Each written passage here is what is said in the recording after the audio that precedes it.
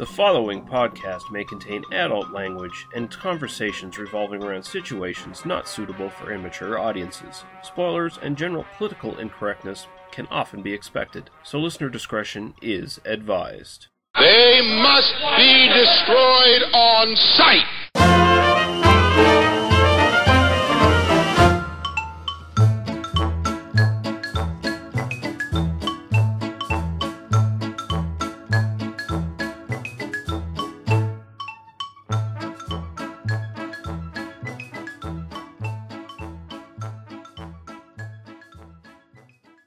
Okay, we're back for They Must Be Destroyed on Sight, episode 92, and we're still on an extended kick of crime films up to episode 100, which will be our commentary track for the original Night of the Living Dead. I'm your host, Lee, kind of funny-looking Russell, joined by my co-host, Daniel, your darn tootin' Harper. How you doing, sir? I am rapidly scribbling out serial numbers on a notepad as we speak. Ah, excellent. And we are joined by our special guest, returning special guest, Jack. I guess you think you're, like an authority figure with that stupid fucking uniform, huh, buddy? Graham, how you doing, sir? Not bad, not bad. I've had an exhausting day feeding my best friend into a wood chipper, so a bit tired. Yeah, I imagine that would take a while. That'd be a really fucking difficult job, actually. Yeah. I mean, you can see all the trouble he's having with the leg. Yeah.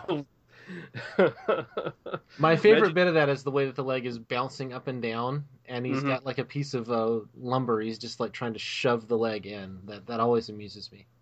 Yeah, and if you hadn't guessed by that, we are covering Fargo, and of course if you haven't read the title, because, you're a functioning human being, and you clicked on it when you were downloading this podcast.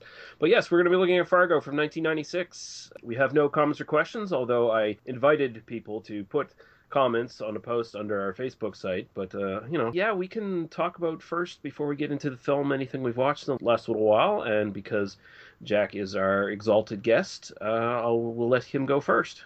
Oh, thanks. Right, okay, the most recent new thing I've seen was Miss Peregrine's Home for Peculiar Children, the latest film by the increasingly terrible director Tim Burton, and it's one of the worst films I've ever seen. It's extraordinarily bad. I mean, I wasn't expecting all that much because I read the book that it's based on, and the book that it's based on is twee and naff and kind of dull and stupid.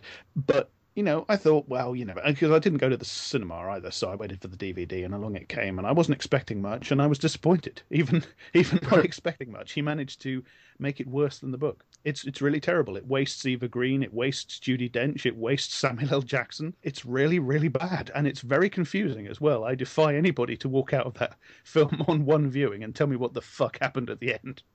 I feel really confused knowing that Samuel L. Jackson is in that film. I mean, I know the joke is that he's in everything, but really, he's in that? Yeah, he's the baddie in that. Oh, okay. There is one good bit in the film, which, because of course the thing that Tim Burton used to be good for was, cheerful grotesquerie, cheerful morbid imagery, and there's one bit in the film where which is not in the book actually, where the baddies do something. I won't spoil it for anybody who might be tempted to watch this, despite the fact that I've told you it's awful. But there's a good visual where they do something absolutely incredibly horrible. Yeah. But apart from that, it's got none of the old Burton sparkle whatsoever. Yeah, that sucks. Oh, and the other thing I watched recently was Logan. I went to the movies to see Logan because I have a serious soft spot for the Wolverine character, despite the fact that I've all sorts of problems with the X-Men movies, and that was okay. It wasn't bad. I mean, there's lots of sort of rave reviews going around. I think they're overdoing it a bit. If you've seen Firestarter or Stranger Things for that matter, or Starman, or what was that other thing with what was it called? Midnight Special. Oh, Midnight Special, yeah. Yeah, any of those movies about a supernaturally gifted child being chased on a road trip around America by, sinister establishment agents and the one or two adults who are trying to save them. If you've seen that movie, and they've made it several times, as I say, then you don't really need to bother seeing Logan. But even so, it was an amusing enough 2 hours, Yeah, it's funny you mention all those other films. It's almost become a subgenre upon itself, hasn't it? It's just... Well, yeah. you forgot the masterpiece of the genre, which was Mercury Rising, starring Bruce Willis. There's a reason we forgot that one. Yeah, there is a very good reason I forgot that. Just, I have seen it. I forgot it. Mm-hmm. I blotted it out. Logan hits all the marks. Okay, for that subgenre, all of them, like dutifully hits them all. It does a couple of other things too, which make I'd say it's worth seeing. But Cool. yeah, it's very much in that subgenre. Yeah, that's definitely one I've been wanting to watch. It's not Interesting. bad. It's got Hugh Jackman and Patrick Stewart, Richard E. Grant. It's got some good performances in it. I'll say that. Right on. What about you, Daniel? Anything you've watched in the last little while? Sure, I actually watched on Netflix the TV series, the American Crime Story, the Trial of O.J. Simpson. Okay. Which yeah. the first episode or two of that are actually really good. This is really weird because the first time I came on this podcast, that was what I'd just been watching. Oh, really? Yeah, back Oh, when we did Blood Simple and Blue Velvet. Well, something about crime films, I guess, just makes me, oh yeah, I should pick that up. But no, I did just kind of put it on like late one night. Just kind of started watching it and watched through to the end because I couldn't remember how it ended. I was riveted by the. I thought the first two episodes were really quite good. I mean, then once it gets into more the trial stuff, it's kind of hemmed in by the realities of trying to just do the story as it was, and it just sort of becomes if you remember this from 20 years ago, then we're just going to hit all the high points for you. That's sort of the experience of watching it for me was like, oh right, the gloves, they didn't fit, and all that sort of thing. There's some really great performances in it. I think Courtney B. Vance is really good. Sarah Paulson is amazing in it as Marcia Clark. I think Cuba Gooding Jr. is underrated. I mean, I've seen some kind of iffy notices on him for that, but I think he's quite good as OJ. Again, particularly in those first couple episodes, which are really much more focused on the crime. What I think is interesting is that this is produced by Ryan Murphy, who also does the American Horror Story series. I've watched a bit of that. I'm kind of a casual fan of that show. In the sense that, like, if it's on, I will sit and watch it, but I don't care about it at all. That's a show that's, like, all full of pulpy fun, and we're just going to go balls to the wall out with as much as we can get away with, and lots of sex and sleaze and violence and, people getting murdered and deformity and all that sort of thing. I would love to see Ryan Murphy really go, like, nuts with the crime series. It looks like they're in production on 3 more seasons in addition to this first one. And they're basically just going to be doing true crime stories and like very like high media saturation true crime stories at that. Yeah. So I don't really know what the point of it is. I really think like let's do some crazy like crime stories in this kind of genre, but do it with like Ryan Murphy's little imagination there. That would be much more interesting than what we're getting from it. But I thought it was pretty good. The next series is going to be about Hurricane Katrina, isn't it? Which makes me very nervous. A crime series about Hurricane Katrina, because I bet they're going to focus on the wrong crime. Yeah. Funny, the Bad Lieutenant Port of Call, New Orleans, that was set right after Katrina, I believe. Yeah, I think that was the one it's set after. Yeah. Also, David Simon did a series called Treem, which was set in New Orleans around that time. It's a tempting area. There's a lot of stuff to talk about. But I have no sense from anything that Ryan Murphy's ever done that this is going to be in any way a sensitive treatment of this topic. No. I think it's a really interesting thing to bring up, actually, because it's, we're talking about the genre of true crime, aren't we? Mm-hmm. And that's what Fargo is, ostensibly. Yes. But it's interesting what you say about the American Crime Story series. What they should do is sort of the crime version of the American Horror Story series, and what that is it's taking the tropes and the different subgenres of horror and just doing them, as you say, balls to the wall, total. It's just kind of mixing them together in a blender and then like look at what comes out, and it's uneven I'd be much but more fun, interested. I'd be much more interested in the American Crime Story series if it was fictional, taking that tactic with the genre of the crime story.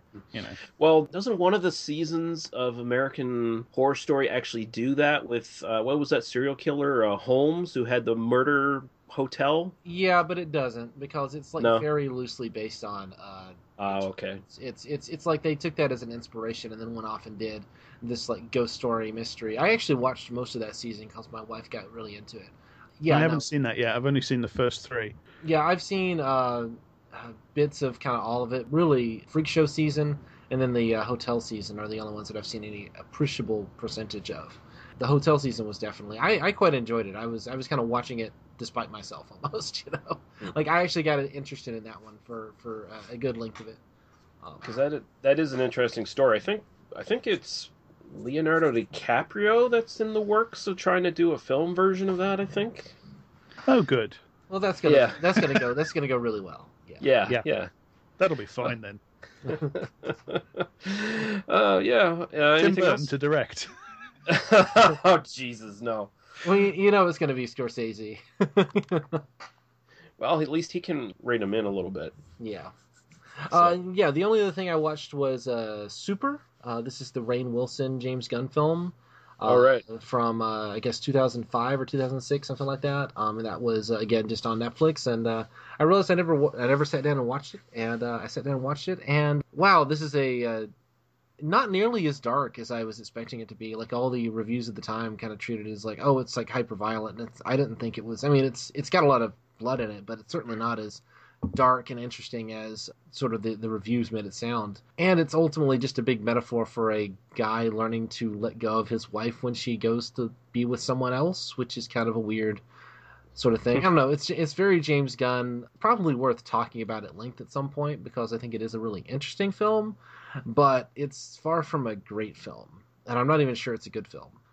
Have you seen it? No, I haven't seen it, but I do know that that podcast I've been listening to lately, Movie Sign with the Mads, they just covered it recently and said it was really good. So I have been interested in seeing it. Well, we might have to do that with Kick-Ass because it's sort of it came out around the same time, and it's sort of the less overtly comic booky Kick-Ass, or the less overtly violent or I don't know, action-oriented version of Kick-Ass, and they have some of the same problems. The two films. But yeah, no, it's worth checking out if you haven't seen it, and I guess we're gonna cover that at some point since we're both at least vaguely interested in talking about it. So yeah, somewhere down the road. Sometime in 2019, Yeah, somewhere around based there. on our schedule these days. Yeah. I only have a couple things I'll mention really briefly. I watched this film called Kill Command on Netflix.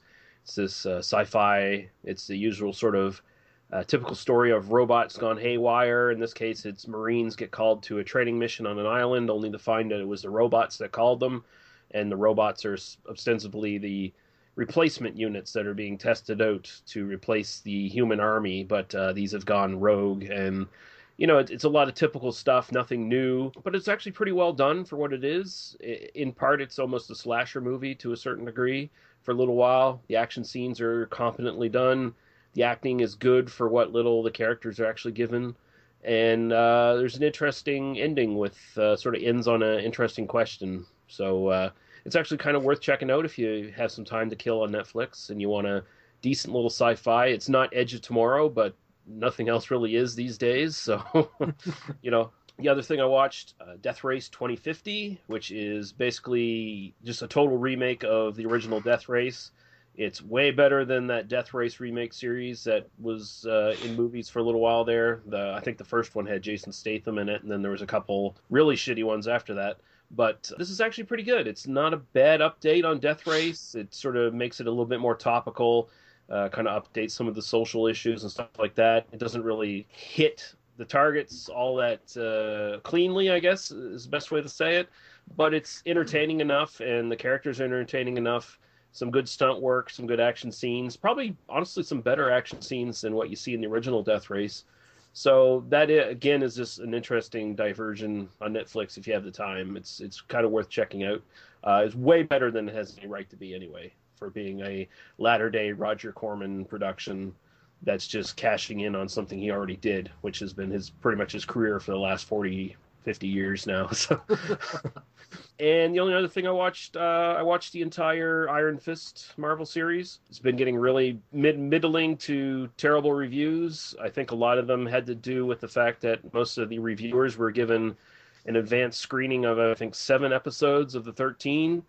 And the series honestly doesn't start getting interesting until about episode 8. So that kind of shot it down for everybody. That being said, it's not great. It's very much entitled, whiny white superhero comes home and whines and has angst and spouts a lot of mystical bullshit. Everyone else around him is much better. The lead is not very good in his martial arts scenes. You can tell they're shooting around his ineptness, Whereas you watch the other martial arts scenes with the other characters, and you can see they're totally at ease at it, and you don't see their obvious stunt doubles all the time. But So, from your summary, it sounds like they just saw Doctor Strange and thought, that's so good, we want to make our TV show just like that. sort of, yeah. It's definitely not as interesting as Doctor Strange, but it does tap into the same area of the Marvel Universe as Doctor Strange does. And I think the biggest problem is it just takes too long to get going.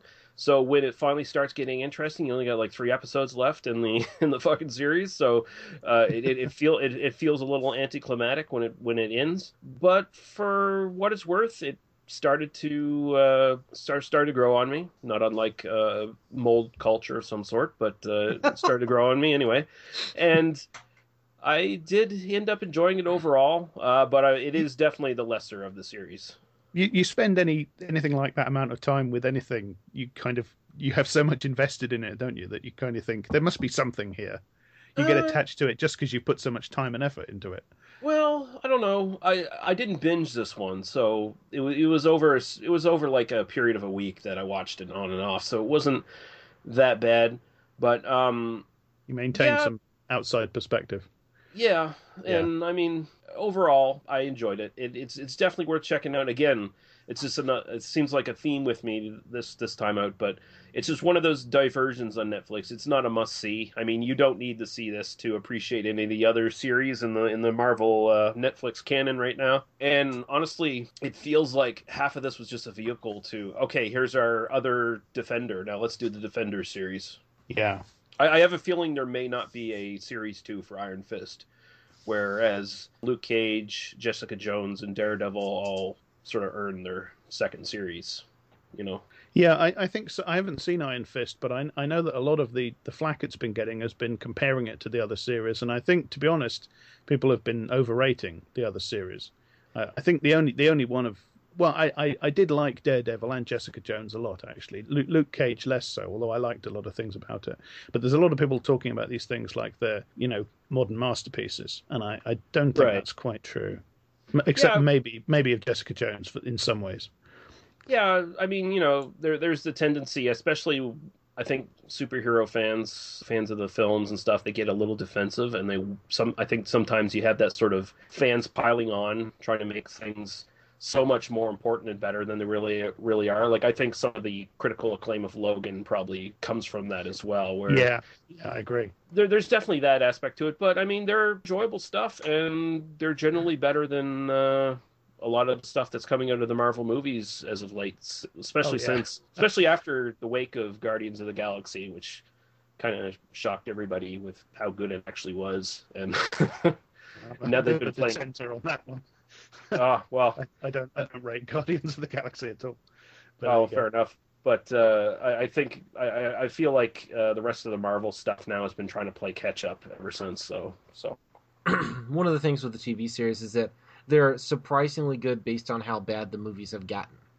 Mm-hmm. It's like I think really the high point of the Marvel films was probably the Avengers for me. I mean, I think that one really came out of nowhere as being, how could this possibly even be decent? And then when it was as entertaining as it was, despite being mostly vapid and empty, I mean, I think 5 years later, it's a lot easier to kind of look at that and go, what exactly was this trying to say? Not a whole lot. There's nothing there. Literally nothing. There's literally no semantic content at all, and then so to and it's well made, but it's nothing. Right. I mean, but that's exactly what. I mean, that's what, 4-quadrant entertainment just kind of is at this point. And so when you kind of look back and you go, you look at something like Jessica Jones and you go, wow, this has a theme and a story and interesting characters. What is this? I don't know what this means. But then why didn't anybody involved in, making the Marvel Cinematic Universe have the same moment looking at Mad Max Fury Road? We could be doing better than this and still be making lots of money. Why didn't that happen? Or except maybe it did, and maybe, Age of Ultron was their attempt to do that, which is a scary thought. Oh, Jesus Christ. Does anybody give a shit about that film? I still haven't seen it. No, and you don't need to see it. No, you don't. Seriously. I decided to give up on that on the high point, Yeah. I'm done. Like, I'm kind of... I've moved on from caring about that franchise. Yeah. Well, yeah, partly I think in some cases they don't care, because even with something like Age of Ultron, they still made so much money off it that it's like, They so don't care. we can't fail. We obviously can't fail. So hey, why not? Yeah. Hence the incredible lack of effort that went into Captain America: Civil War. Yeah. I've never seen a blander blockbuster than that. Yeah, and every time someone tells me how good it was, it's like, well, didn't you see that scene where all the heroes fought in the airport? Yeah, that was like 5 minutes or something out of the whole movie. Where was the other 2 hours? Yeah. What was going on there? We've all seen them do their shtick. Yeah. Why does it make it better that they're doing it against each other? I mean, is it because they're such complex characters that such emotional resonance is thereby generated that no. Yeah. No, and I'm tired of seeing them fighting too. It just worries me that the reason they're all fighting and in conflict with each other is because at the end of the day, Thanos is going to be such a wet fart of a villain that they need something else to keep the series going. You know, I feel like the whole thing with the Marvel Cinematic Universe is just that the fandom is more interesting than the material itself. The text itself is just sort of like bland and whatever, but the young fans that kind of bring their own interpretations to it and different twists and different readings, that's way more interesting to me. So I'm almost a fan of the universe just because I'm a fan of the fandom in a weird way. But even then, I think that most of the fans have just kind of dropped a lot of the they're basically still working on the stuff that was going on, 3 or 4 years ago. They've just kind of stopped caring about what's going on in the actual text at this point. Well, the character of Iron Man is still coasting on the goodwill from the first film, isn't it? Because nothing that's come since has been anything up to that quality. I mean, 3 clawed back a little bit of the cred, but it's still basically coasting on the cred from the first one, which is 2008. Yeah, mm-hmm. I actually like 3 better than 1. I like things about 3 a lot. Yeah. Yeah, there's a reason they're still paying Robert Downey Jr. exorbitant amounts of money and relenting to any desire that he has, because he made that entire franchise on that performance alone. So yeah. And none of the others really have anything. I mean, you wouldn't have a film series starring, what's the guy's name who plays Cap? Chris Ryan? Chris Evans. You wouldn't have a standalone franchise with that guy as the keystone of it. He's okay. There's nothing wrong with him, but the whole thing is anchored by Robert Downey Jr. as Iron Man, and as I say, he's still coasting on the goodwill left over from nearly 10 years ago. Yeah, because Captain America needs a foil. He needs someone to be criticizing him is what he needs. And but then even when they make an entire film about those two fighting each other, it's boring. Yeah. So hopefully that's the only one, but of course it won't be. Yeah. But what's interesting to me about those films is the way they're constantly sort of at war with their source material, because the source material is so inherently daft and over the top and camp, and they want to be colourful and exotic and full of incident and funny and tongue in cheek, but they also want to be serious. So they're constantly sort of trying to parlay these comic book concepts into things that are simultaneously multicolored and spangly and kind of serious. You want to be able to take them seriously.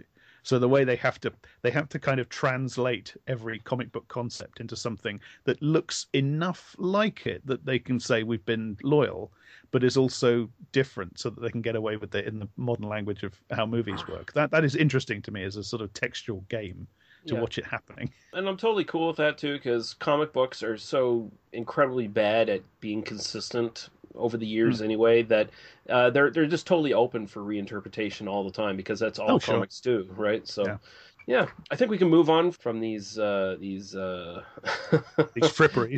these talks of superheroes, and then we can move on to Temperatures Sub-Zero. Find out that the real superhero was a pregnant woman all along. Yeah.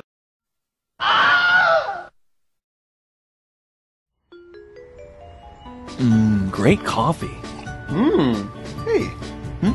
Chad, who's that strange, somber man on the cover of that book you're reading? Oh, that's H.P. Lovecraft. Oh, I've heard of him, but I never really got into his stuff. It's kind of strange and hard to read. I used to think that too. But that all changed when I started listening to the H.P. Lovecraft Literary Podcast. What's that? The H.P. Lovecraft Literary Podcast is a weekly podcast. Tell me more. These two really smart and hilarious guys give a synopsis of the story, then they talk about its background, the critical views, and what it says about the author. Well, where can I listen? Let me tell you, Chris, you can go to hppodcraft.com or, heck, just subscribe through iTunes. It's that easy. Oh, Chad, I'm so excited. Now I can listen to this podcast and pretend to all my snooty friends that I actually read and understand H.P. Lovecraft. Hey, that's what I do. Oh, dear.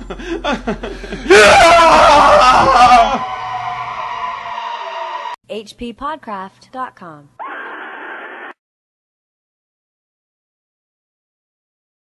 Hello and welcome to Hello, This is the Doom Show. I'm Richard. And I hate the burning. Shh, who are you? Speak. And I'm Brad. She came in and said, "Buck, buck, buck," and he said, "Buck, buck, buck," and she said, "Buck, buck, buck, buck." That's what I got. One is the Suspiria boner, the other is the Inferno boner. Anyway. Which one is crying? The boner of tears.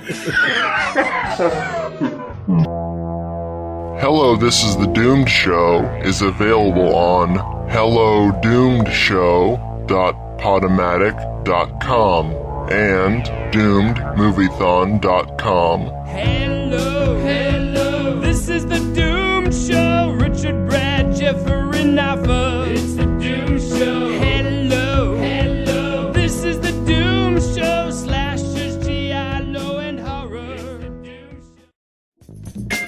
Badasses, Boobs, and Body Counts is a weekly podcast that discusses grindhouse and exploitation cinema. Your three hosts, Mike. It's a quick. Thank you. Come again. Not racist at all. Mark.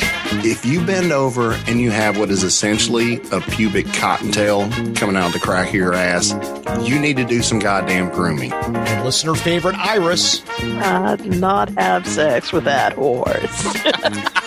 Will make you question your own political correctness while laughing at theirs. Episodes drop every Sunday and can be found by searching BB and BC podcasts via Libsyn, iTunes, Stitcher, Google Play Music, and iHeartRadio. You can also listen to episodes directly from the show's website at badassesboobsandbodycounts.com.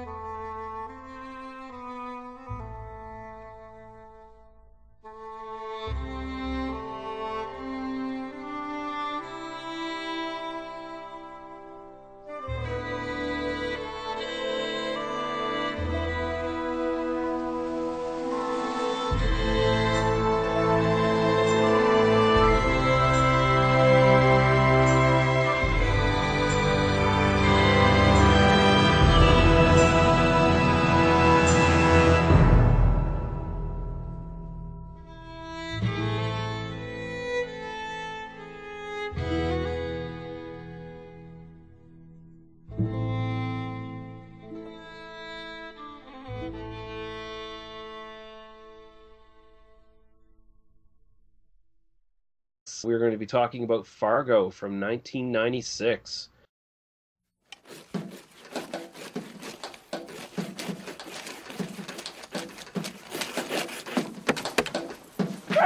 I'm Jerry Lindegaard. You got the car? You bet. Brand new burnt umber Sierra. You want your own wife kidnapped? Her dad, he's real well off. So why don't you just ask him for the money? See, these are personal matters. Personal matters? Wait, it's Jerry. I don't know what to do. It's my wife. We gotta talk. It's something hard, geez. It's terrible. So, I got the state looking for a Sierra with a tank starting VLR. I'm not sure that I agree with you 100% on your police work there, Lou. I think that vehicle there probably had dealer plates. Jeez. DLR? No, they said no cops. Here's the second one. So we got a trooper pull someone over. This a new car then, sir? Oh, it certainly is, officer. Still got that smell. There's a high-speed pursuit. We got a shooting. And then this execution type deal. $1 million is a lot of damn money. They got my daughter. Hiya, hon. Brought you some lunch, Margie. What are those, night crawlers? Oh, yeah, looks pretty good. How's Jean? Who's Jean? My wife. Well, the little guy, he was kind of funny looking. You were having sex with a little fella then? Yeah.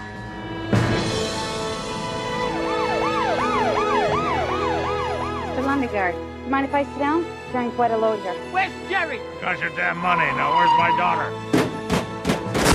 Jeez. Blood has been shed. We now want the entire 80,000. I answered the darn... I'm cooperating here. You have no call to get snippy with me. I'm just doing my job here. What do you fellas got yourself mixed up in? Police! So, is there anything else you can tell me about him? He wasn't circumcised. Oh, yeah?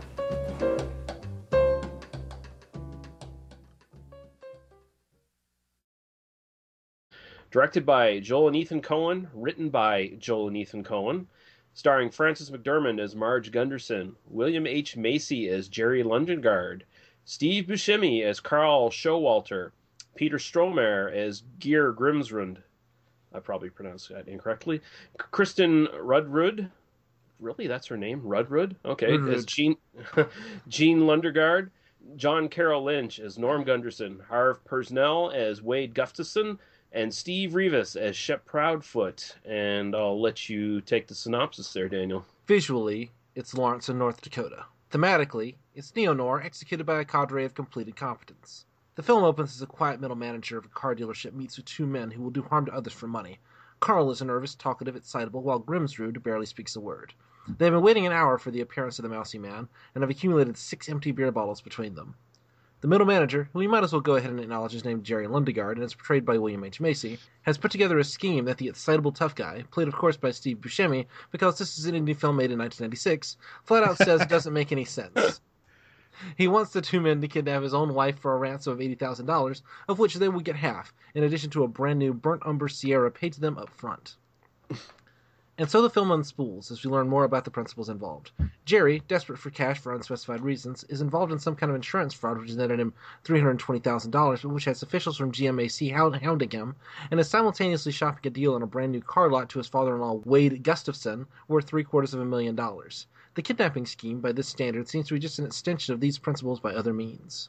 The odd couple, tough guys, on the other hand, bicker in their own way over pancakes, television, and women, but manage to kidnap Jerry's wife with little incident until on the drive back to their hideout they are stopped by a cop on routine patrol due to not having a valid license plate. This incident leads to not just the murder of the patrol officer, but 2 innocents who happened to drive by as the first murder was being cleaned up.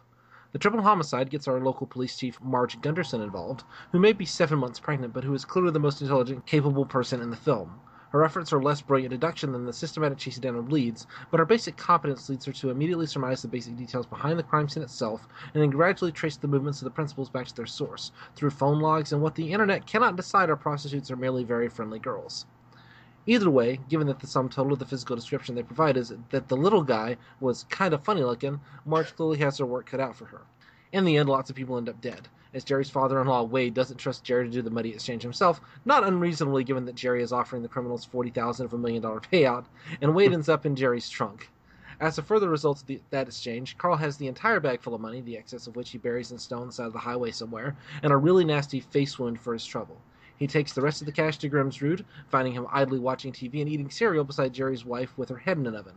After an exchange during which Carl berates Grimsrud for not pulling his weight, Carl ends up at a wood chipper, just as Marge catches up on the duo, puts a bullet in Grimsrud as he attempts to escape, and arrests the quiet but violent Nordic man. And all of this was over just a little bit of money, which is a shame on such a beautiful day. Nice.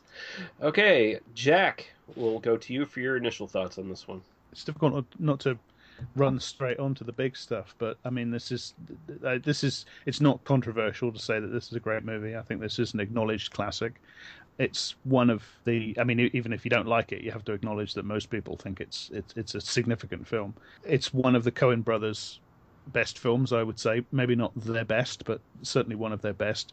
And like a lot of their top tier films, it's still recognizably a Coen brothers film, but it's also in some ways quite different to the rest of their work. One way in which it is like their work is that it's a game with genre, but a lot of people seem, again, the internet seems a bit unable to decide this, what kind of a game with genre it is. I think it's actually fairly straightforward.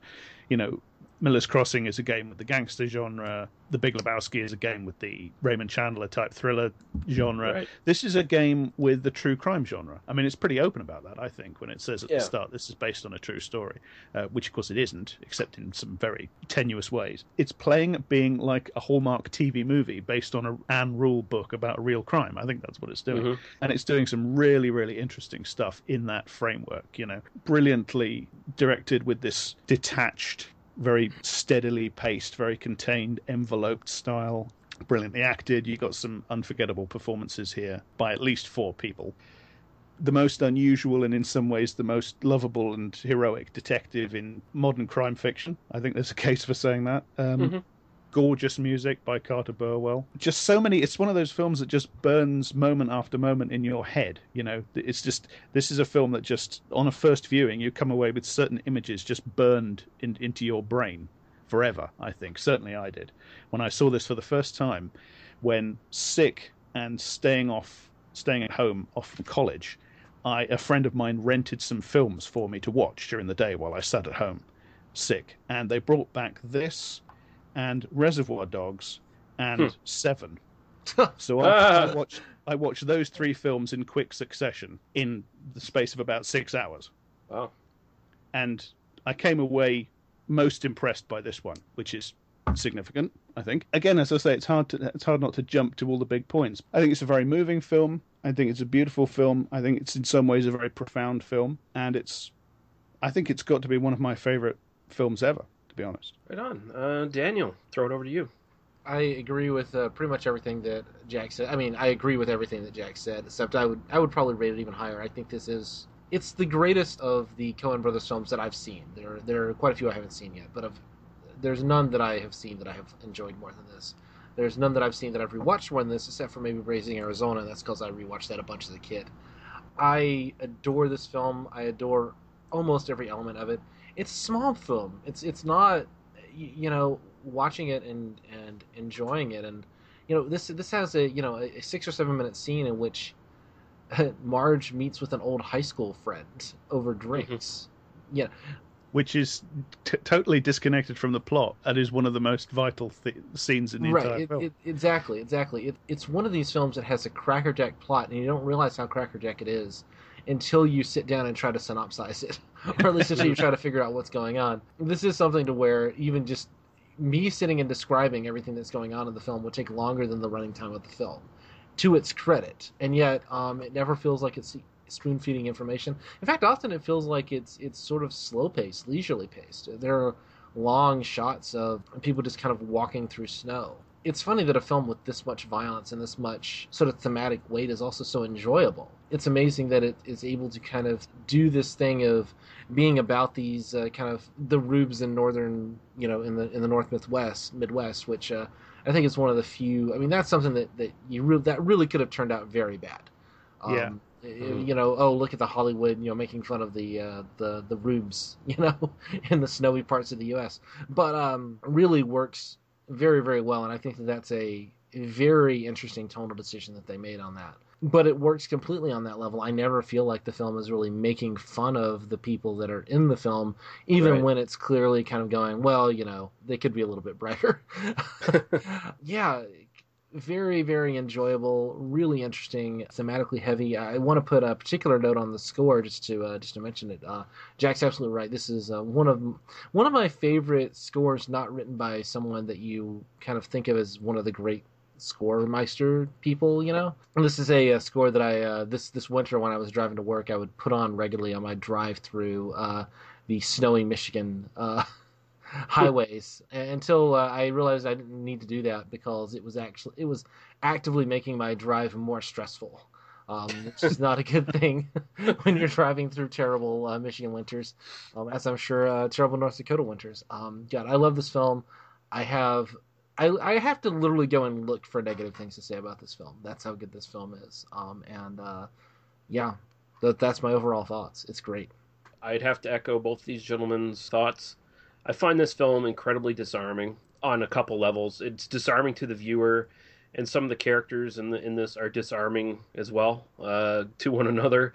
There's this really floaty, cloudy kind of lining around the film that doesn't ever allow itself to be dragged into the muck of the violence, like even a previous Coen's brothers film would be, like Blood Simple, which has much more nastier characters and dislikable characters who are, well, maybe not so much more dislikable, but they're played and presented in a different way than they are in this film, where you kind of enjoy watching them die and fuck each other over.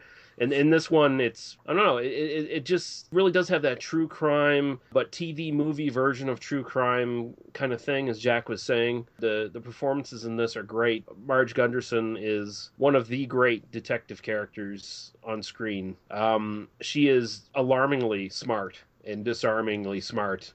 I think the film is wonderful in the way it sets you up with that idea that, oh yeah, everyone here is a little bit simple, a little bit laid back. It might even make you think, yeah, they're all rubes. And so you kind of expect that from her. But when you see how brilliant she actually is, it makes the film so much more enjoyable, I think, when you sort of discover along with her all the things she's thinking. Like, she's just constantly thinking in her head. And there is a key scene that I think we'll get to, that she makes a revelation, and it just comes out of nowhere, but it's because she's so smart, she's always constantly thinking about things, that she picks up on something she missed, and it's sort of the key to everything. Yeah, I love this film. I'll just throw it out there. People want to start throwing out their thoughts on this one. I want to come back to the idea of it as like a TV movie based on a true crime book, because I think that's definitely the sort of genre that they're playing with. They're playing with true crime as a genre. The thing about real crime is that it's squalid and stupid and messy and pathetic. It ends badly. It ends, with an anticlimax almost all the time. It's not like fictional crime. Fictional crime is kind of thrillingly, clever and well worked out, and the people involved are all smart and imposingly scary. And there's one person in Fargo who, seems on the surface to be the stereotypical sociopath of the crime story, and that's Grimsrud.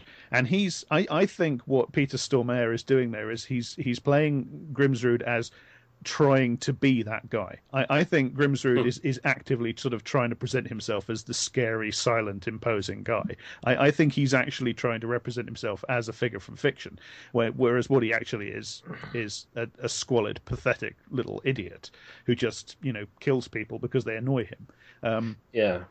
And I think that's what this film's getting at. This film is getting at something which is actually very true about real cases like this. Because, of course, horrible things like this do happen. This film isn't directly based on any real crimes, but it's it draws on elements of a couple of real crimes. There was a guy called T. Eugene Thompson who was a lawyer, I think, he was a lawyer in Minnesota, which, of course, is where the Coens are from. Who hired a hitman to kill his wife. And there was also the case of Hele Crafts, who was fed into a wood chipper by her husband. Right. That happened in Connecticut. And those elements, they've been very inconsistent about what this film is based on. They've said it's based on this, and then denied that it's based on that, and then they've said it's based on aspects of this, and then they've denied it's based on anything. And I don't know what they're up to there, but I don't think you can deny that the plot draws on some real crimes. And I think that's very deliberate, because they're trying to get the sense of what real crimes like this are like. Because occasionally, crime is actually very rare, relatively speaking. But real crimes like this do sometimes happen. And when they happen, they're squalid and sad and messy and stupid and anticlimactic. And it's done by stupid people, because it's an inherently stupid act. To commit a crime like this is an inherently stupid thing to do. Not only is it emotionally stupid because it's a catastrophic failure of empathy, it's just stupid on the most basic level, which is that the consequences of getting caught far outweigh the possible benefits of not getting caught, and you're very, very, very likely to get caught. So it's an inherently dumb thing to do. So only really dumb people, apart from people who've got something wrong with them, their empathy chip is malfunctioning. Just on a basic self-interest level, only really dumb people do this. So when it happens, it's, as I say, it's messy and squalid and stupid, and it fails. And that's what they get at with this film, because all the evil that happens in this film, and I feel perfectly comfortable using that word, by the way, that's what it is. It's just stupid. There's not even any passion in this film. They don't commit any crimes out of passion. They commit crimes out of irritation or boredom or frustration or just anger. Carl is pissed off about the money transfer going south, so he shoots the attendant at the car park. That's so fucking stupid. It's just this great orgy of stupidity, people lashing out at each other for no reason at all, and the stupid plan going haywire because it's so badly thought out and they haven't taken into account any of the various things that are obviously going to go wrong. And that's very, very true to life. Now, the thing about the true crime genre is that it deals with real cases, which, as I say, are just like this a lot of the time. Maybe not quite this hyped up, but this is fiction, so it's slight, it's got to be a bit exaggerated. In fact, the heightened aspect is a vital part of how they create the feeling of realism. True crime draws on stuff like this, and when they turn it into TV movies, they desperately try to deny the fact that these cases are grim and stupid and squalid and petty, because they're trying to glam them up. They cast Rob Lowe as a guy that kills his wife. You look at the actual case, it's a horrible, squalid, stupid, petty mess of a thing. And when they turn it into a TV movie, they try to glam it up and make it sinister and make the guy scary and imposing and, like Hannibal Lecter or something like that. And I think that's what this film is. I mean, I don't think it's the only thing it's doing, but I think it's fundamentally what it's doing, which is it's trying to subvert the way real crimes are themselves reinterpreted as something glamorous, which they're resolutely not. So that's where this film's key tactic comes from, and that tactic is bathos, the build up to something which is an anticlimax, the depiction of something as anticlimactic, as sort of failing at the last minute. That's so unusual as a tactic in drama. I think that's another reason why it's so distinctive. Yeah, you're totally right about the two criminals in this, especially Grimsrud. He is a psychopath, but he and Steve Buscemi's character Carl, they're very much the same. They're both petty criminals, and they perceive society in a different way than you and I usually do. And they seem to have this really inflated sense of entitlement to themselves, where any little transgression against them is worth killing somebody over because it's that much of an insult to them. Whereas, if a guy at a fucking booth for a toll booth, if he, had to charge us $4 even though we didn't park there, we'd grumble about it, but we'd pay or get the cops involved or something like that. We wouldn't pull out our gun and shoot the guy, or and it's fucking ridiculous in that sense. And Peter Stormare's character, he is a psychopath, but he is just killing out of irritation as well. People are just irritating him, and you're right. I didn't think about it before, but now that you sort of describe that, it does feel like he is just kind of trying to play up that role as like the real tough, scary criminal guy, the big heavy that he might have seen in a movie somewhere. And he makes a point of looking into the crashed car, doesn't he, and staring at the woman in the car before he draws back and shoots her. Right. And I think the character gets off on moments like that. Because I think he sees himself as being, like one of these. Well, I mean, the thing to compare, it's like if you put him forward in time a bit, he's seen No Country for Old Men, and he liked the idea of being Anton Chigurh. Yeah. In reality, you see the reality at the end of the film where he's just this pathetic psychopath in his long johns trying to stuff his partner's last remains in a wood chipper. And yeah. Well, what does he do when he's left to his own devices? He sits in front of the telly and eats chips. Watches Bruce Campbell on the telly in the old. He's watching soap operas and watching the wife, and then when she got annoying, or we don't. The thing is, a lesser version of this would show us the scene where he kills her, but this film knows that that's not really the essential thing. The essential thing is he just killed her. Like, it completely drains any kind of visceral pleasure would get out of the crimes, out of the violence from the film. While at the same time heightening the sense of futility. Like, once these guys have got her, I mean, one of my favorite scenes in the film, which I think you guys will agree with me, you may not, I don't know, but one of my favorite scenes in the film is just after they park at the cabin, and she gets away for a second, and they've got her hooded, and she runs, and they just sit, and they just wait, because she's just going to run into something, or she's not, they know, like, there's nothing you can do here. Like, what are you going to do? Like, you're not going to be able to escape from us. So they just let her wear herself out, and then they just go get her. Because you're fucked. I mean, that's just the reality of the situation. That's and, we're kind of programmed. They giggle at her desperate attempts to escape. Well, Well, Stonemar's character doesn't do anything; he just stares, and it's. I think he's playing up his character there. Like he's trying to be the strong, silent guy, and you're almost expecting him to say, "You're letting her get away," or something like that, you know. But he never does that. He just sits there and stares and lets Carl giggle because Carl takes pleasure in other people's pain when he when he can, you know, give a little needle back to the society that has apparently been needling him all of his life, or so he thinks anyway. When you have to think, how do people get into this? I mean, they get into it based on, you know, usually it's economics. Usually people who kind of get into this world, they grow up in it or they grow up adjacent to it. They need some money. They find an easy way to get it. They can't get normal jobs for whatever reason. Then they end up in the system, and then they really can't get normal jobs, so they just get stuck back into it. This is a systemic problem, which I guess we'll end up covering at some point in this podcast series. And so when you think about the way that, you know, again, the film isn't about that. The film just presents us with these characters, which is to the strength of the film, is that it gives us just this portrait and then allows us to consider our own background for these people. But, yeah, well, those sorry to interrupt there, but those characters, they make a point of saying, well, they're definitely not from Brainerd, you know, like, so it's almost as if Brainerd couldn't produce people like this. But, yeah, you know. well, Brainerd did though. Brainerd produced Jerry Lundegaard. Yeah, exactly. He is as much a piece of shit as they are. Isn't he? He's in Minneapolis though. Because they go to Brainerd. They go to Brainerd. Oh, okay. Sorry. The Lundegaard family live in Brainerd, don't they? Right. Yes, you're right. But they sort of propagate this sort of idea that maybe the people of the area have, that, oh, nothing happens here, it's a sleepy town, you know. So these guys who committed these murders, they're definitely not from Brainerd, you know. Well, generally speaking, of course, things like that don't happen anywhere, you know. Yeah. Because whenever there's something like this, people always say, oh, things like this don't happen here. Well, no, you're right. Generally speaking, they don't. It's just every now and again they have to happen somewhere. Yeah. Have you guys seen In Cold Blood? Mm-hmm. Well, which one? Yeah. I'm thinking of the original. No, I haven't actually. The old one. Yeah. I read the book, of course. I've seen a film version of it, but I haven't seen the original. I might be mistaking it with one of the two movies about Truman Capote writing In Cold Blood, actually. Yeah, I wasn't aware there was a remake of In Cold Blood. I thought there was just the original film from the late 60s. Oh wait, I'm getting confused. Aren't they both called The Killing? No. There's a film called In Cold Blood. Okay.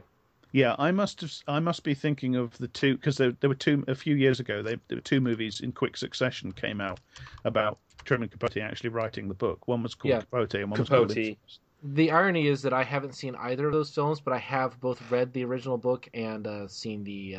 One was Philip Seymour Hoffman, the other one was Toby Jones, wasn't it? Toby Jones, that's right. And they're both actually very good in their different ways. Yeah, to my knowledge, there's only one film version of In Cold Blood. It's from '67. Okay. Right. I was thinking of The Killing. It's got Robert Blake in it, so. I haven't seen that. So anyway, lots of the thematic content of this reminds me of In Cold Blood, and we'll just leave it at that until we eventually cover In Cold Blood. That works. I'm sure this draws on In Cold Blood. Well, it's also in terms of some of the visuals and some of the there's an accidental quality to so much of what happens in the film, and then the way that the reason that the two people die during the triple homicide is because they just happen to drive by, and then Grimsrud just goes, well, fuck this little skinny little guy, I'm just gonna go and kill these guys, you know. People kind of think, oh, I'm gonna be a hero. If you're gun culture in the U.S. is so based around this idea of, like, I don't want to be defenseless, you know. But I mean, honestly, if you're in that situation, if you just happen to drive by this shooting, even if they had a gun in the cab of the truck, like, you're fucked. I'm sorry. This guy's gonna murder you. I mean, you know. Yeah, especially if you're not willing to pull the trigger. Exactly. Like, you've got to, especially, you know, they just run off the road. I mean, if you're upside down in a car and you've got, that's a completely different, like, context, because it doesn't happen in the film. But at the same time, it's very, we have this fantasy image of, like, oh, you can fight back against these terrible people. You can do these things, and this is, like, all about you. This is going to happen to you at some point in your life. But no, A, it's very rare, and B, if it happens, you're fucked. That's just the reality of life. Yeah, and because it's far more to do with your ability to do things to another human being. It's far more, a guy without a gun who is willing to and able to inflict hideous injuries on another human being is at a disadvantage over a normal person who's never done anything like that and can't imagine themselves doing like that, who's holding a gun. Right. Well, and in the sequence, the wife, she's sitting and watching TV, and this guy comes in a mask, and comes out with a crowbar and looking in, with his eyes cupped, and she just kind of sits there like, oh, what's going on? Because I'd fucking do that. My immediate response would not be, this guy's about to break in and kill me, especially in the middle of winter in Michigan, or in North Dakota, or in Minnesota. Because things like that just don't happen. They do, of course, but for most of us, most of the time, they don't. People are often tempted to see that scene, particularly, I think, as sort of rather mean-spirited comedy, at Mrs. Lundegaard's expense. I think that's very mistaken, actually, because I think that even that scene is very much on her side. I think most of us would just sort of gawp idiotically and think, what's going on? What does he want? Well, and she does the right thing. She immediately runs upstairs, grabs a phone, and starts dialing 911, which is absolutely about the smartest thing she could do in that moment. She even bites the guy. Yeah, she fights. She really fights. She fights back in a very coherent and a very really straightforward way. And then again, when they kind of get her in the when finally she's free again, she tries to run away, despite being bound and hooded, which is a really heroic thing to be doing, quite honestly. To say I need to get away from this regardless of what happens to me from that point forward. Just the thought of because it would be very easy to just kind of hope for the best. I think she's portrayed very well, but I think hold on, people don't take seriously the woman who's being victimized in a film in commentary. No, that never happens. Well, what happens is that the Coens are accused of making fun of her. It's dark comedy at her expense, which I think is a serious misreading of the film. Actually, I think if anybody is ridiculed in this film, it's Jerry and Showalter and Grimsrud. Right. I think because they are definitely portrayed as the ones who've got something wrong with them. I think the father-in-law is even more, but that goes into my thematic reading of the film. So. Well, yeah, the father-in-law is kind of he's not responsible for what anybody else does, but he is kind of the fount of the whole problem because he's exactly the kind of horrible power figure that Jerry aspires to be and can't be. So Jerry measures himself against that false idol and sees himself as a failure, and that's basically the source of the entire clusterfuck, isn't it? Because Wade is such an absolute bastard. He's not a murderer. This another thing people say about this film is that it's simplistic. It's a simplistic morality tale. I think that's totally wrong as well, because there's all sorts of levels in this film. You can say this Wade is an absolute bastard. He never kidnap somebody or just murder them, I'm sure, but he's probably done a huge amount of harm, emotionally to the family that he dominates, and probably structurally to people's lives by being this horrible, business guy, capitalist son of a bitch. Yeah. Him and his partner there. When they discover that the deal that Jerry presents them isn't quite the deal they thought he was presenting. They still decide, well, you won't mind if we take this away from you, though, Jerry, because we're interested in pursuing this ourselves. Yeah, we're just going to fuck you over, Jerry, and you're going to take it and like it. And God knows how many people Wade's done something like that to in his life. He's probably wrought as much misery as any of the overt criminals in the film. Oh, many, many more times. I mean, given that he's been doing this for decades. At least as much, If I'm only getting bank interest, I want something way better than what I'm seeing here. FDIC even. I'm not seeing anything like that here. And Jerry, he aspires to be Wade, and he does that same sort of thing on a small level, because you have that scene where he fucks a poor couple over selling the car by giving them the true coat scene. Yeah, that they didn't want. Yeah. But he's so unctuously bad at it. He's so transparent. Yeah. He just hasn't got it in him, But that's his definition of success. That's his definition of masculinity and potency. And, that's how you get respect. You get to be like Wade, which is a horrible, twisted view of the world. But it's a view of the world that makes sense in his context. And you're right. It's the source of...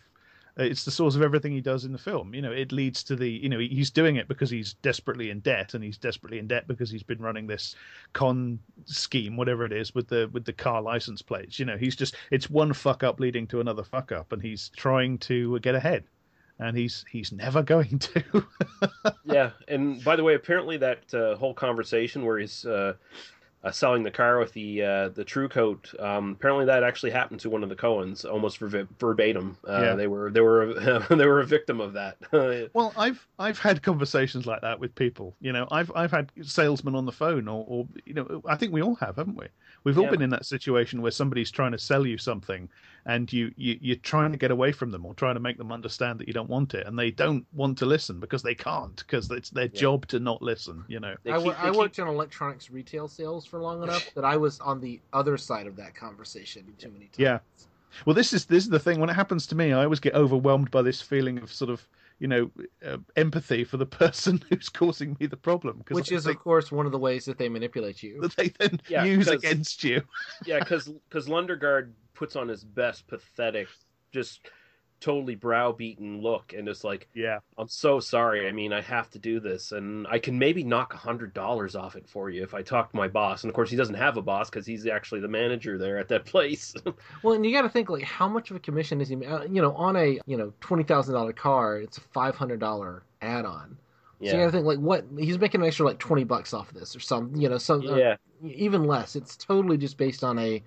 You know, I assume that they've got some kind of, bonus commission base where, they want you to have a certain percentage of your sales to have this True Code edition or something, just based on the being on the other some corporate bullshit tied up with it. Yeah. Right, yeah. We want this percentage to go up because if that percentage goes up, then that means that some other thing is also going up because we're tracking a metric which is based on that.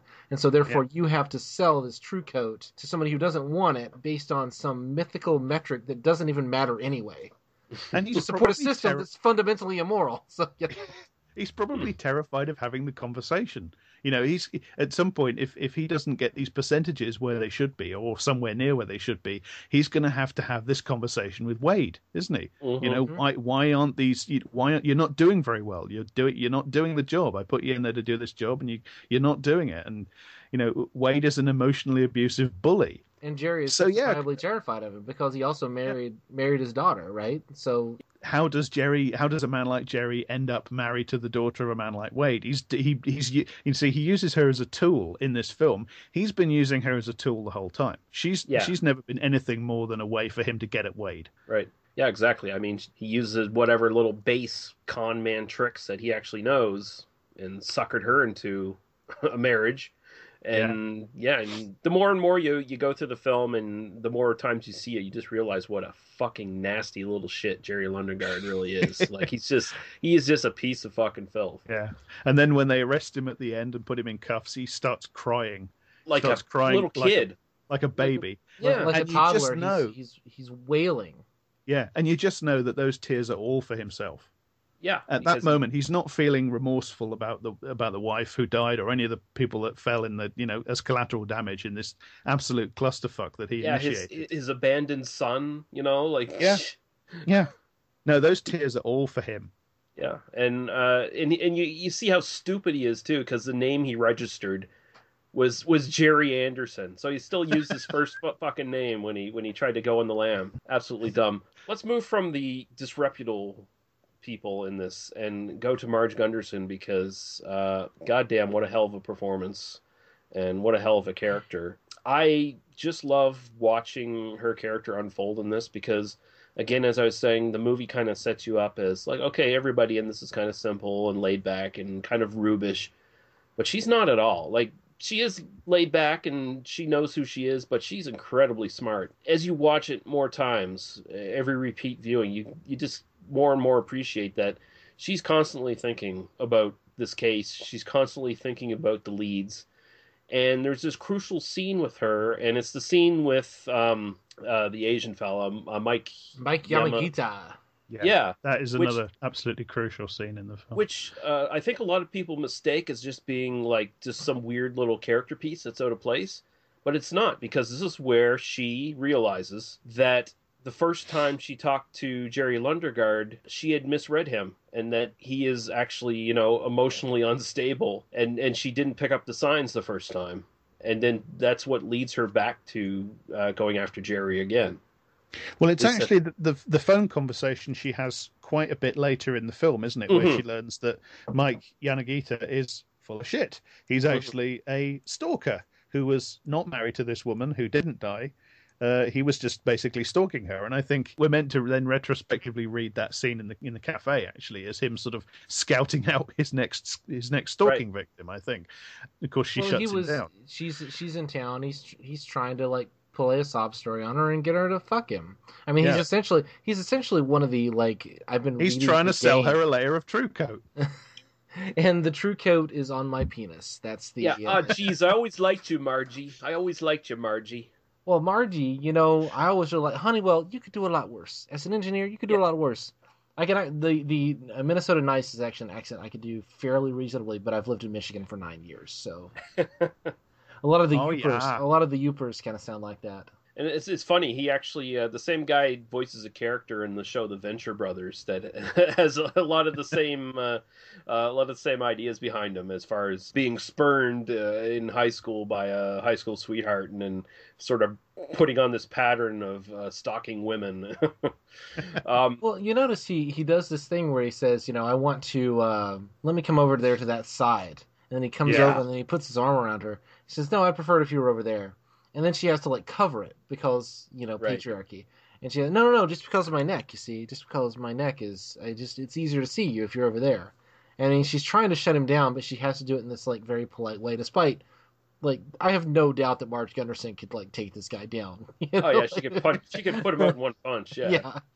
But still, she has the need to be nice in quotes, Yeah. Well, that's because she's normal, and most normal people, we don't want to cause anybody any offense or any upset, That's just what people are like almost all the time.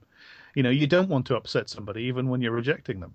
I think it's just a normal human way to behave. I think it's one of the things this film continually riffs on. I mean, when Mrs. Lundegaard doesn't react immediately to the guy with the balaclava outside her window, it's because most of the time things are normal and she's a normal person. And in the normal world of normal people, things like, kidnappers smashing your window and walking, that just doesn't happen. So it takes her a second to catch up with what's going on. The moment she catches up is actually when the crowbar goes through the window. And that's sort of the shattering of normality. And I think it's the same thing with Mike. It's when she gets the phone call, it's like someone stuck a crowbar through that window. And it leads to this chain of thinking. I don't actually agree with you that Marge is particularly smart. I think she is smart, but I think she's normally smart. I think she gets there because she's just normally smart and decent and good at her job. That which is one of the great things about the film. She's completely unremarkable. And cops in dramas are almost always sort of remarkable in some way. They're almost always geniuses or tough guys or something. I don't think she's a genius. I think she's in that one standard deviation above. Like if she's the chief of police in a town, so she's obviously good at her job. Right. Yeah, Perhaps I worded it incorrectly. I'm just saying that she's smart enough to know that she can be wrong, and she thinks things through, and she reconsiders her opinions and ideas. She's a hell of a lot better at being a police detective than I would be, because it's her job, and she's trained for it, and she's had loads of experience, and she's got it good at it. But she is fundamentally a normal person. Mm-hmm. I think that's what I'm trying to go for. Unlike almost every cop you ever see on television. Well, she's also. I mean, one of the. Can we talk about the police work in this movie? Mm-hmm. I love the police work in this movie, and especially since I recorded the RoboCop podcast with Kit Power. Link below if Lee has any authenticity in him as a podcast host. Oh my god! Edit. Because Kit said to me, so in so many movies, we get this idea that like the police's job is to prevent crime. That's not what the police do. What the police do is they basically follow the breadcrumbs until they finally catch up with somebody, hopefully. And that's exactly what happens here. I mean, essentially, she follows standard police procedure. I mean, if you just traced the logic of the investigation, it's completely a by-the-books investigation. Okay, I found a number that was called to this thing. There are two numbers, so she goes in and talks to two people, Jerry Lundegaard and Shep Proudfoot. She has conversations with them. That's kind of based on the thing. Then you get the tip that's based on... The only reason she even finds the guy is the tip from the guy who says, so I called it in. And then she's just driving around this lake looking for a burnt umber Sierra. That's the only reason, ultimately, that she finds this guy is because she's just tracking this tip. And if she thought, no, that's nothing, this guy doesn't know anything, or I'm too busy, or I've got 3 other cases on my desk. There's no way. I mean, this guy would have gotten away, and maybe like 10 years later, he says, "Oh yeah," he's caught by somebody else, and says, "Oh yeah, I also killed the guy in the wood chipper." And it's, like, yeah, in a lesser movie, she'd be investigating all the cases. She'd be investigating the triple homicide. She'd also be investigating the kidnapping, and she'd be investigating all this other stuff connected to the main crime.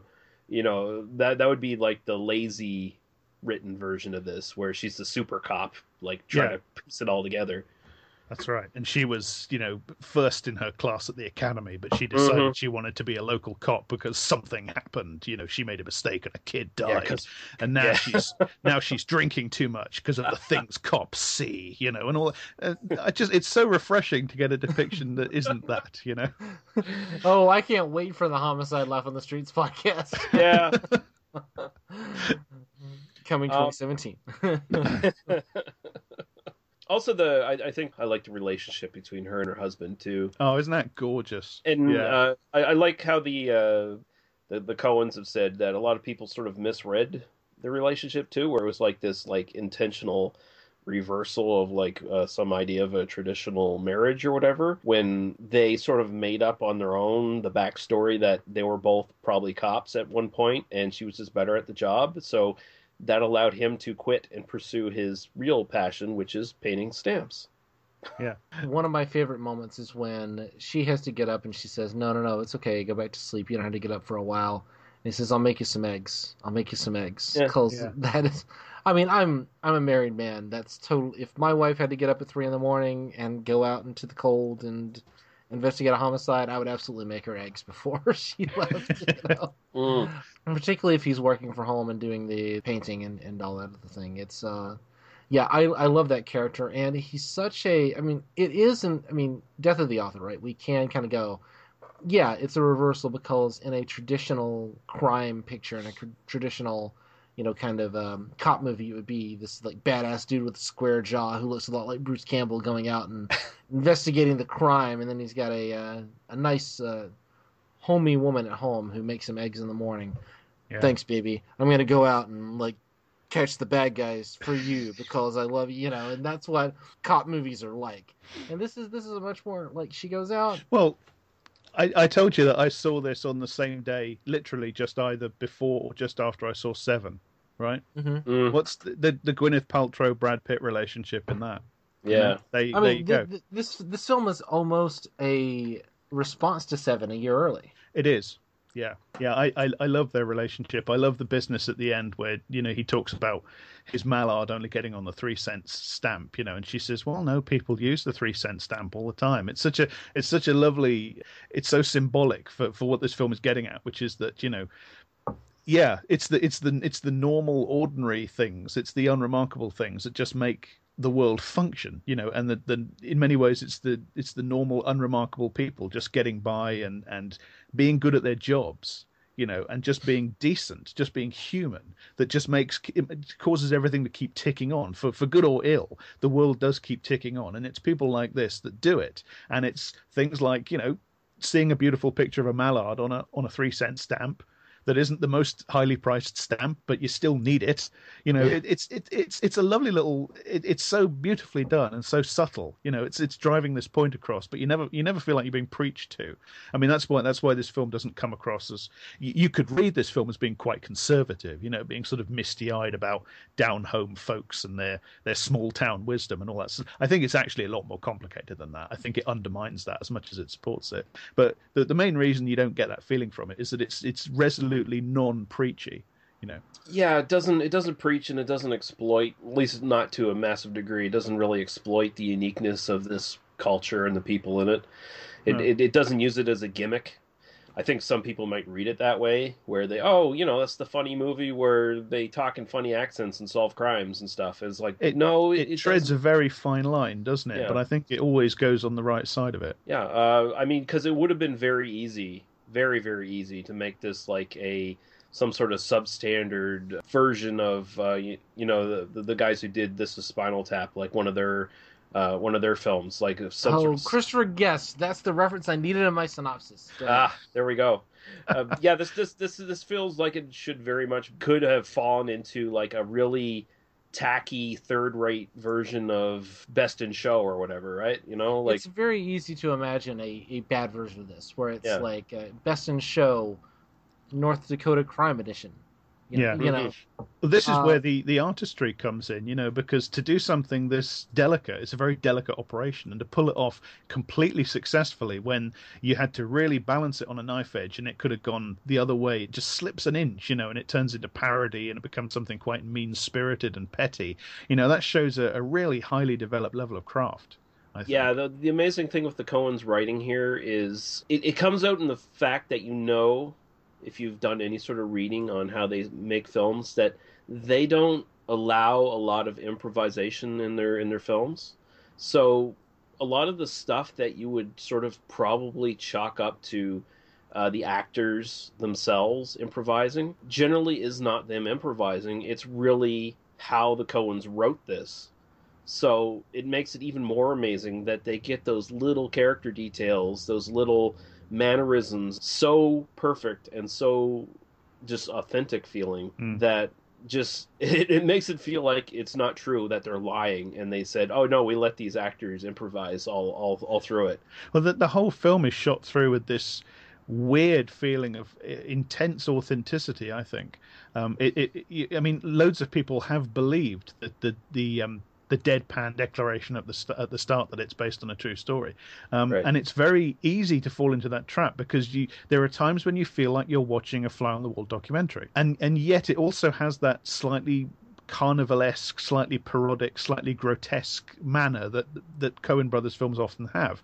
And I think it's not actually a contradiction. I think how they get it to work, how they make it so authentic feeling, so real feeling, is precisely by heightening things just enough so that, you know, I mean, they've actually said about the declaration at the start based on a true story, they did that so that people would accept more than they otherwise would. Yeah, I mean, you put enough plausibility into the start of your film, you can start selling them on the more implausible stuff. And they don't go super implausible at all in this film. I mean, it still feels very believable. None of it's implausible, but a lot of it's very heightened, you know, like the girls at the bar.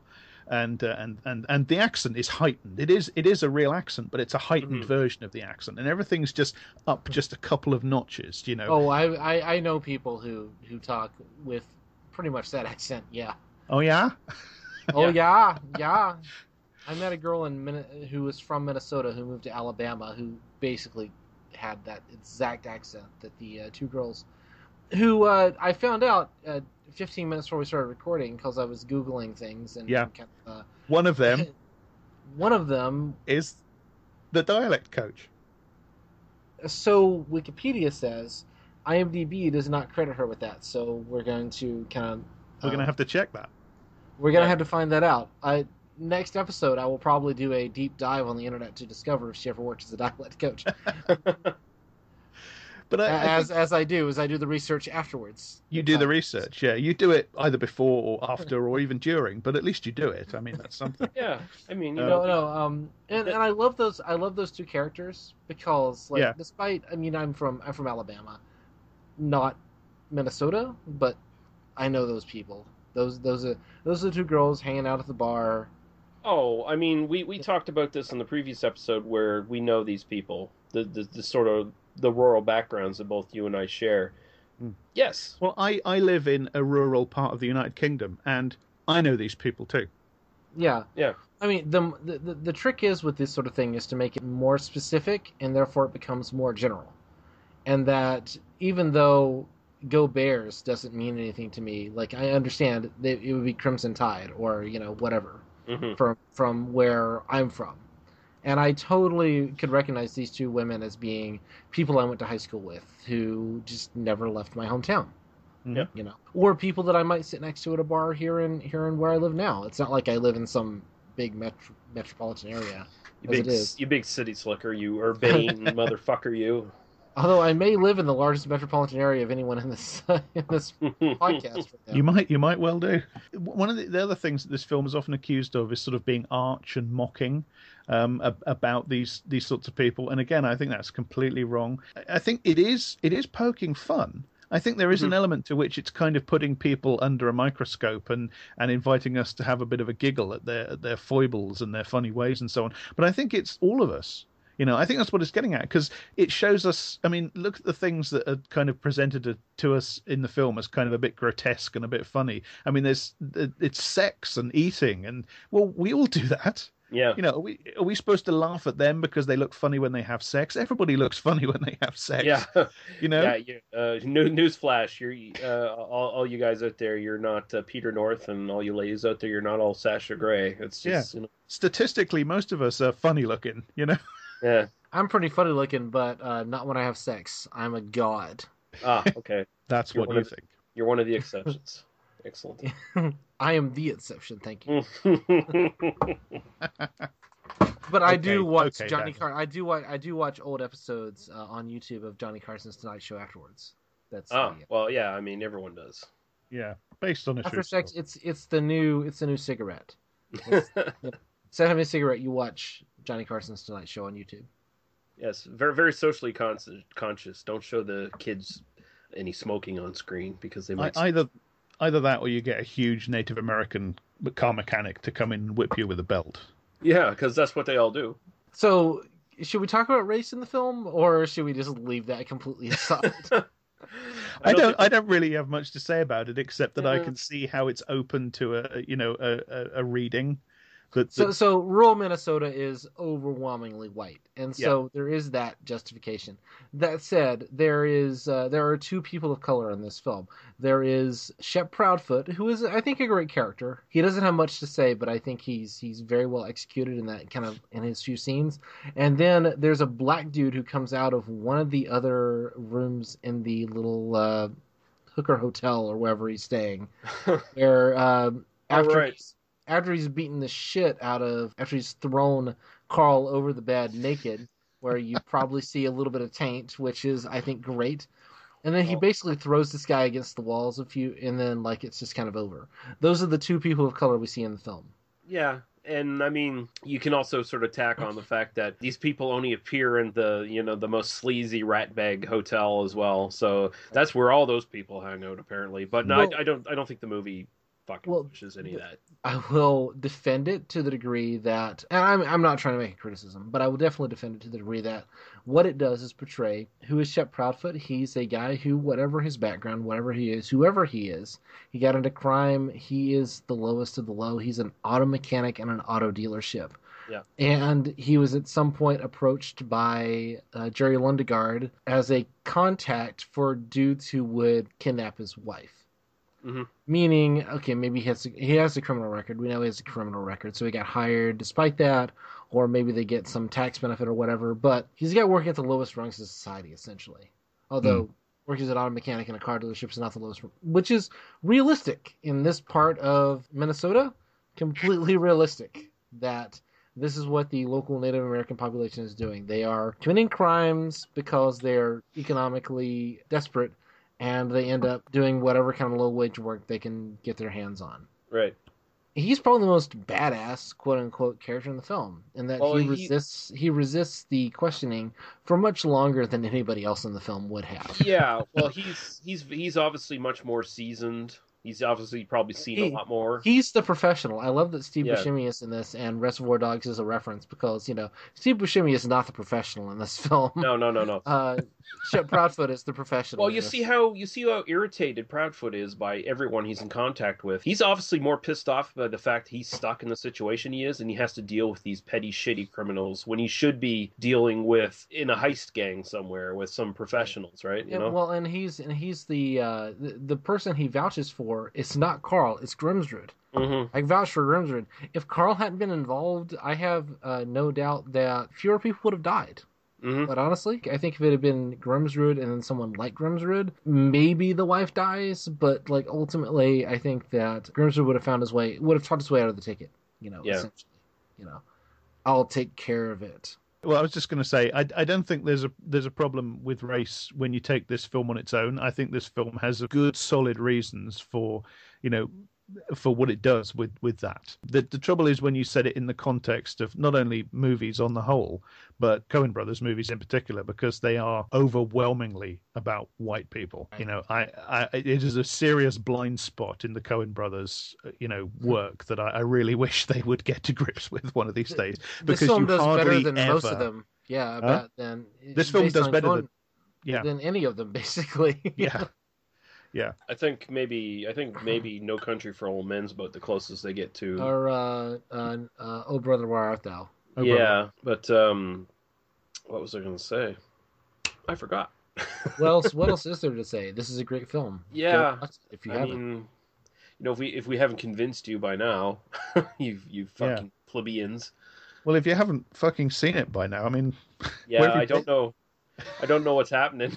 I don't know what's happening in this world if they haven't seen it by now. But so can I talk about, like, the first time I saw this film, I knew of it from Reputation, and I knew of it as like because in 1998 the AFI released their list of like the 100 greatest films, and Fargo was the one film or one of two films from the 90s that were on the list, and it was number, I think it was somewhere in the 80s or something, but it was the most recent film. And it was Fargo and Pulp Fiction were the only two films that were on that list, Right. Yeah. I'd never seen it, and so I knew it from Reputation, and then eventually rented it at the local like video place, which, by the way, our younger listeners may not even realize that there was actually a time when you could like go to a place and then rent a DVD and then return it the next day for $4. I should have told the listeners, my story of these videos being rented for me when I was sick. I should have given them that context, because I keep forgetting that we're surrounded by whippersnappers who don't understand the concept of renting videotapes. I mean, what does that even mean? Yeah, because I rented this on VHS. I didn't rent it on DVD. This is it. Like, these videos were rented for me when I was at college, so we're talking 98 or something like that.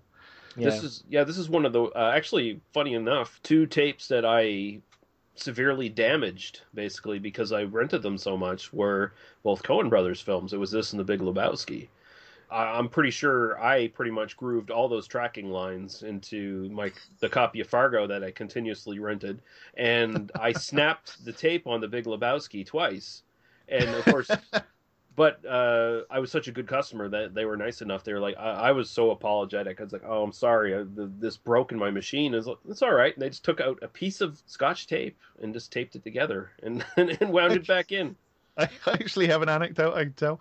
The same video place where Reservoir Dogs, Fargo, and Seven were rented for me that day when I was ill was just down. It was about halfway between my digs and university, I mean to say.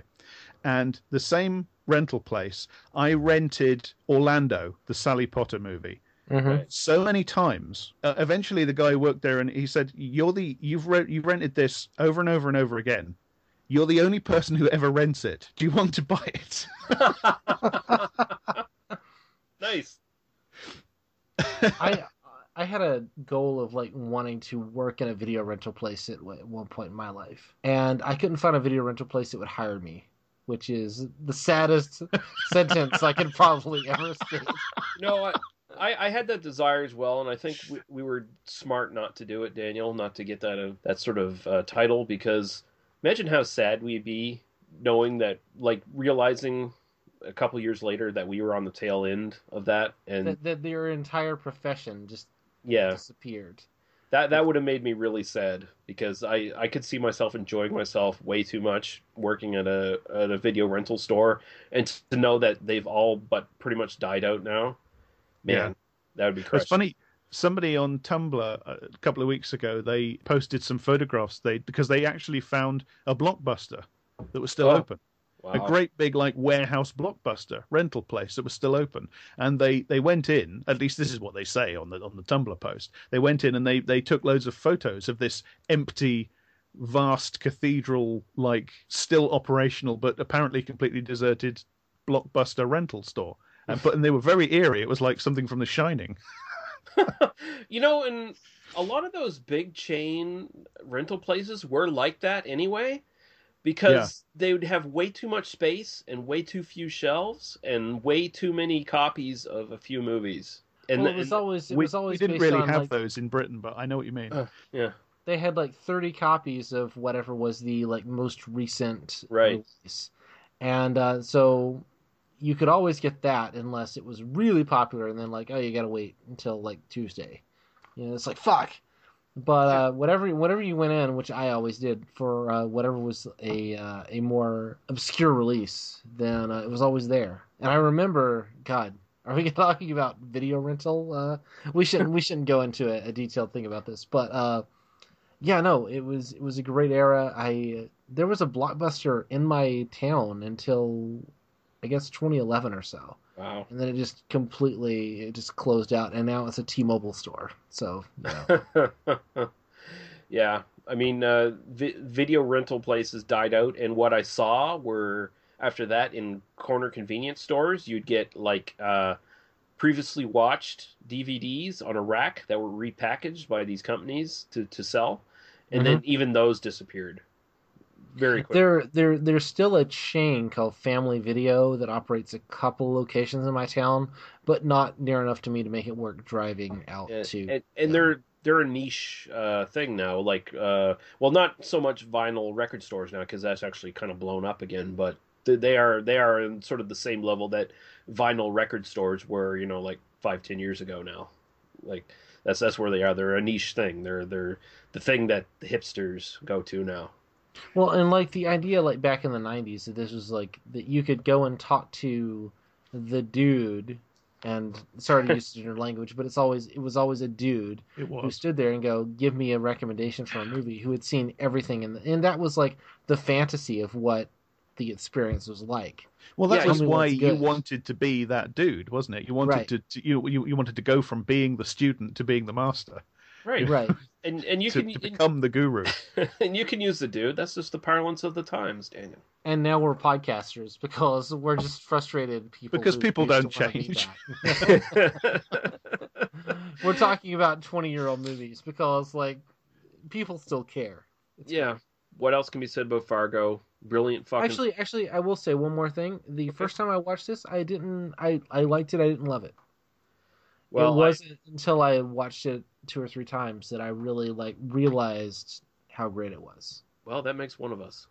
I have to be honest. If you'd asked me the day after I saw those first 3 films, you know, which was your favorite, I would probably have said 7, because I was an idiot. But I think the sort of underneath my own radar, Fargo was the one that made far deeper impression on me. Yeah, maybe I just tell myself that, but I couldn't help love this film, especially just the performances and the way the score just like really digs into you and sticks in the back of your head, and just the winter sort of iconography of. I also was in Alabama at that point. I'd never seen this much snow ever. Right. You know, So I didn't quite get that visceral experience. Now, whenever I see like a big layer of snow, I always think Fargo. That's my go-to mental reference. So the first time you saw it, you thought all these people were Eskimos. Is basically what you're saying. Basically, yeah. Yeah. Okay. The funny thing is, loads of that snow is actually it's created snow. Because it was about the warmest winter that Minnesota had ever had when they filmed that by sheer bad luck. Isn't that seem to be the running story for almost every movie that involves a lot of snow? That they filmed in the hottest winter of ever, you know, like fucking we had to make our own snow and import ice. I think the reality is they just assume there's going to be snow, and then really you can't ever assume there's going to be snow. Because they had to. I forgot to mention it in our previous episode. They had to do that as well for a simple plan. They had to make their own fucking snow. They had to move some of the shooting. Yeah. In a simple plan, and I think in Fargo as well. They did that in Fargo too. The location, just to be able to have big expanses of snow. Yeah. Well, you know, the scenes on the road where Showalter and Grimsrud commit the triple murder, the cop and the 2 passers-by, the place where they shot it in the night shoot, that's actually a different stretch of road to where they shoot the day stuff with Marge and the cops finding the bodies and the crashed car. Yeah. Because they could shoot the stuff at night just wherever they wanted. But of course, for the day shoot, they had to go up to North Dakota to shoot that on a completely different stretch of road. And there's, I think, the wonderful stuff in the car park. Those amazing shots of the pure white blanketed car park. That's all snow that the production team had to create from mashing up great big blocks of ice overnight because it was just too dry. Well, and you got to think like whenever they do a second take, and that's the thing. Well, that's the reason you don't see more snow in films. If you ever do a second take, you've got to then go and like layer in snow. Yeah, you got to fix like, it make all. it level. Yeah. There's loads of the takes in Fargo are just single takes. They're the only takes that were ever taken of this shot or that shot for precisely that reason. One of my favorites of those is probably the shot of Carl driving the car in the airport car parking lot. Yeah, where you could tell, like, they only shot this once. This is some stunt driver driving, and he's pretending to look for the, there's no way they covered all that area with fake snow for 3 retakes. Though this is 1 take. Yeah. Budget for this was $7 million, and box office was $24 million, and of course, it's probably made a lot more money since then. And that was just domestic, by the way. They made tons of money overseas. The Coens tend to make a lot more money overseas on some of their films anyways. And interestingly enough, they're generally pretty successful in most of their films. Most of their films do tend to make money, so good for them. Especially for being low sellouts. Well, no, because they're low budget filmmakers. People don't seem to realize what low budget filmmakers they actually are. I mean, $7 million, that's low budget for 1996. That's very low. I mean, I think in the last episode you said A Simple Plan was, 17 million? Yeah. Yeah. Yeah. And with vaguely equivalent, production values. Yeah. Like there's, except for like the snowmobile maybe, and some of the the plane and Gary Cole. I'm sure Gary Cole had a huge salary. But like one of their few really big box office bombs was actually The Big Lebowski. But that's because it's kind of a terrible movie. Yeah. Huh? It's what? Sorry. That's because it's kind of a terrible movie. Fuck you. Just saying. Fuck you. DVD. I'm completely incapable of being objective about that film anymore. It could be a terrible movie, and I wouldn't know. Literally, I would be unable to tell. If it was terrible, I would. If it was terrible, I wouldn't care. I still love it unconditionally. So that's where kind of over it. I'm kind of over The Big Lebowski. I'm sort of at the moment. I don't feel any desire to ever watch it again. That might change, but I think maybe I didn't see The Big Lebowski until 2010, and I only saw it with 2 people who were obsessed with it and quoted every line ahead of time. Yeah. And therefore, my experience of that film was definitely not what the filmmakers intended, but I was thoroughly unimpressed. And then the more I read Raymond Chandler, the less impressed I became. So I think it's one of those. There you go. The end of them. They must be destroyed. This is their Yoko moment. This is it. Episode 94 or 92, whatever this is the last one. You can't even get the episodes right. You're fired. I wish you'd gotten to 99 just before the big zombie commentary. 99 is going to be Jackie Brown, so I got to stick around at least for that. That would be a good one to end on, though, if we did. But not going to happen. Okay, well we'll get to listen to your slow, bitter divorce. Right. DVD info for this. You can get what I have, the Coen Brothers movie collection from MGM in 2007, which collects basically all their movies right up to Fargo, basically. Or you can get a single disc DVD or Blu-ray of Fargo in 2009, also released in 2014 as well. If you get the Coen Brothers movie collection, you get a bunch of great films, and you get the special edition version of Fargo, which is really good. It's got a bunch of really neat supplements on it, and so I would recommend it if you want to pick that up. Anything else anyone want to mention, or can we... Well, this is one of those films you could literally just talk forever about. But I think we've covered it. Most of the big ones, anyway. Okay, well then in that case, Jack, please tell people where they can find you and what you've been doing lately in those places that they can find you. Right. Well, I blog under the banner of Shaboon Graffiti, which is Shabogan. I know that doesn't make any sense, but I'm stuck with it. And Shaboon Graffiti is part of Eruditorum Press. So if you Google one or either or both of those things, you will find me. I'm on Twitter at _Jack_M_. And I not only write things regularly about all kinds of stuff, I do a semi-regular podcast in which I talk to interesting people about things that they're interested in. And I'm also part of the Wrong with Authority podcast, which is a now ongoing regular series of shows about movies, about history. And there's somebody else around on this podcast who actually who takes part in that with me. Daniel. I'm also a part of the Wrong with Authority podcast. I'm mostly the guy who does the dry dissection of details.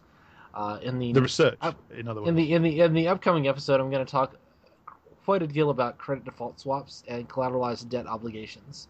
Wow, so that's sexy, that, kids. But so sexy. But don't let that stop you from listening to the other guys on the podcast. You can find all my other stuff at oispaceman.libsyn.com. I do a podcast called Oi Spaceman with a lot of offshoots. We do Doctor Who, we do Red Dwarf, there's a Steven Universe thread. That's been a little bit slow lately because I haven't felt worthy of editing anything. But yeah, we're going to start producing that more often again. So go check it out. I should mention on my blog, I have written specifically about Fargo.